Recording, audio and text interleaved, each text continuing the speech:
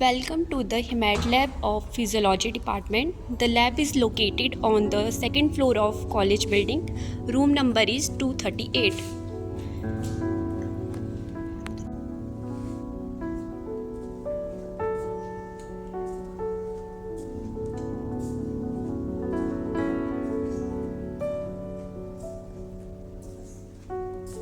Today we will discuss the different part of the microscope used in the Himat Lab.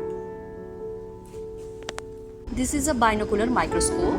As you can see, there are two eyepieces. So we use both eyes simultaneously to see the object. Now let's start with the parts of microscope. The microscope is mainly divided into three parts. First of all, we have base, and then the body, we can call it as arm, and then there is the head. Let's start with the base of microscope. Base of the microscope act as the supportive system of the microscope.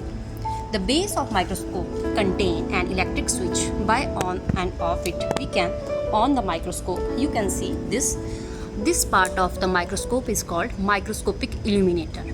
It collects light from an outside source, that is electricity. We can increase or decrease the intensity of light by revolving knob. Now, the second part of the microscope is the arm, which is used for carrying the instrument, and it joins the base of the microscope with the head of the microscope. This arm also contains the stage, which hold the slide in the microscope.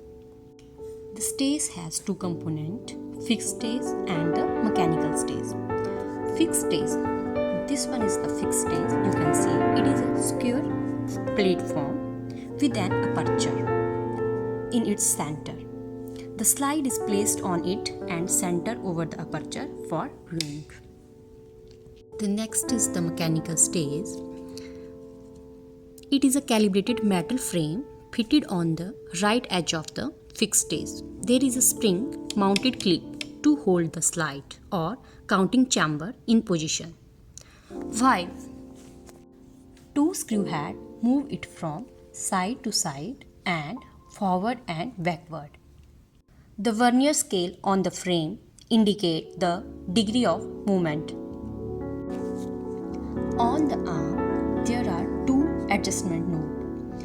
These are two different knobs. This one is called as coarse adjustment knob and the other is called as fine adjustment knob.